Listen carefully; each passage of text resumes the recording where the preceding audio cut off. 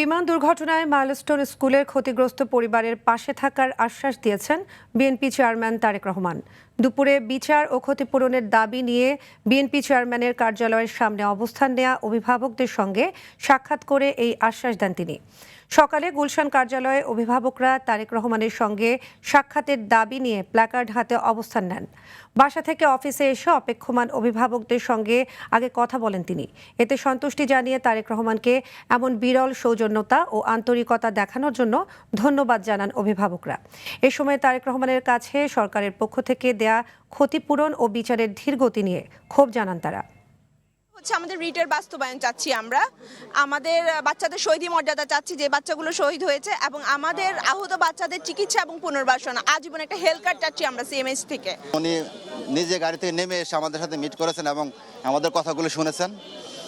উনি আশ্বাস দিয়েছেন ওনার সর্বোচ্চ